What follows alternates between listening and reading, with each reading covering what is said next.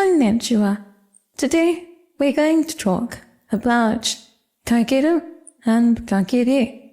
Kagiru is a verb meaning limit or restrict, and Kagiri is the e-stem, therefore the noun form of that verb. If you didn't know about e-stems making noun forms, I'll link a video above my head which tells you all the secrets of the mysterious e-stem. Now Japanese likes mimicking expressions to do with limits and boundaries. I did a video on Buchi a little while ago, and I'll put a link above my head and in the information section below. Buchi concentrates on the enclosure, on the area that we're in and everything else is outside of.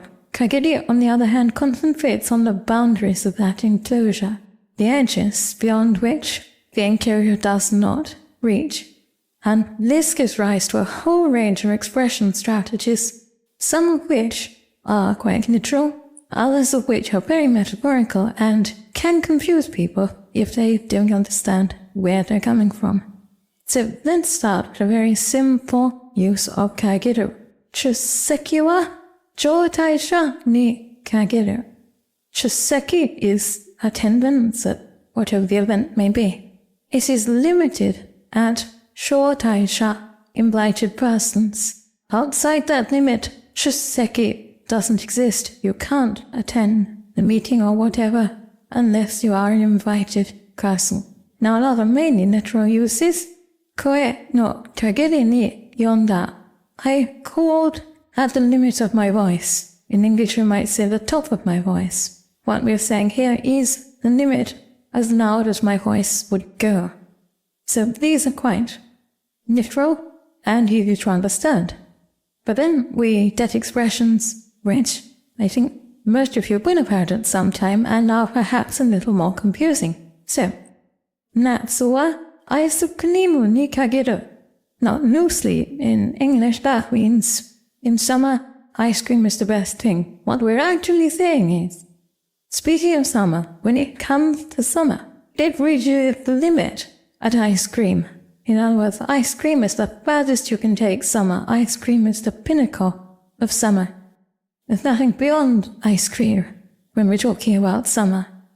And this could be used in all kinds of different expressions. For example, undo nara suie ni kagiru. If it's exercise, if we're talking about exercise, it reaches its limit with swimming. Suie. Swimming is absolutely the best kind of exercise. And moving on from this, we get expressions like Chanojo ni kagitte samu koto wa shinai. And again, in loose English, this would be she of all people wouldn't do such a thing. She'd be the last person to do such a thing. What we're actually saying is she is the very limit of people who wouldn't do such a thing. But just like ice cream being the best thing in summer, or calling at the very maximum extent of your voice, she is the maximum, the extreme of people who wouldn't do such a thing. Other people might possibly do it even if you think they wouldn't, but she is the very limit of the kind of person who wouldn't do that kind of thing. Now, the concept of kagiru, limit, is often used negatively to show that something is not limited to a particular statement, a particular notion. So, 辞書に書いてあることが常に正しいとは限らない。And this とは限らない essentially sums up the previous statement and says that that's not limited to being the case. So what we're saying here is things that are written in a dictionary are always correct. That's the statement, and we quote that とは限らない. It's not necessarily the case that things written in the dictionary are always correct, and I think we found that out to be true on various occasions. Now again, this kagiri can be used for the limits of one's knowledge, and very often is. So, 私の知っている限りではそんな言葉はない. So, in English we would say, as far as I know there's no such word.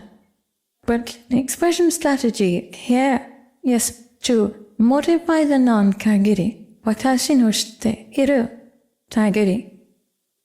The limit, what I know. Up to the limit of what I know, again is no such word. And actually, in this case, it's pretty similar to the English, as far as I know, to the limit of what I know. And it's interesting here that while English says as far as I know, Japanese achieves the same broad pattern by modifying the non-kagiri limit. And as we talked about last week, modification does an awful lot of the heavy lifting in Japanese that's done by other strategies in English. Now another common expression, which can be a bit confusing, is the kind of expression we find in 急いでいる時に限ってバスが遅れる. Limited to times when we are in a hurry, the bus comes late. Now this is obviously not literal, but it expresses a sentiment often felt that the bus, or whatever it is that does something we don't want it to do, does it specifically when we very much don't want or can't afford it to do it. So really that expression that can seem a little bit confusing at first is a very natural kind of expression, which I think you do find in English sometimes. It's only when we really need it, but it doesn't happen. Now another expression is その場限り. So その場限りことを言う means she says things on the spur of the moment. She talks right off the top of her head. その場, which we've discussed in another video, which I'll link, means literally that place, the appropriate place, the place one would happen to be at the time. But of course, in Japanese, as in other languages, place can also mean a time or an occasion. So, その場限りことを言う means she says things that just arise after the particular occasion and nothing else, limited to that particular occasion, having no real relevance outside that particular occasion. So the implication is just essentially talking stuff of no real value that comes off the top of her head. And a very common expression related to this is 喧嘩はその場限りさ. And this is a proper expression, it's not exactly a whole sentence. The sa is rather making it into a should. Sa, here you say. That's how it ought to be, come on, that's how it should be.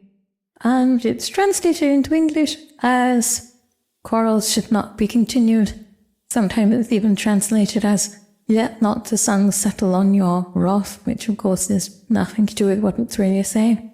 But the point here is that quarrels should be limited to sonoba, the occasion, the event on which they arise. So if you quarrel with someone today, you shouldn't be carrying on that quarrel tomorrow. Very good advice. So this is a range of the circumstances in which the Kagiru concept is applied in Japanese. There are others, of course, but with this information, I think you'll be in a better position to see what's going on.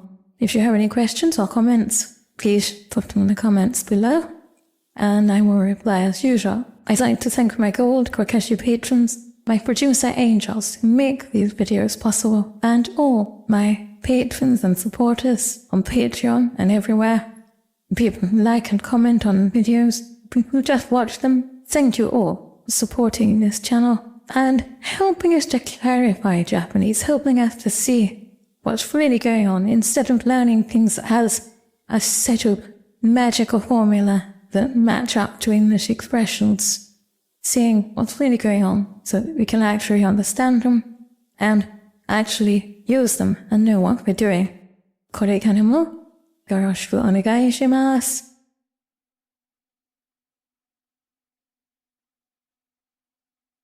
Class dismissed.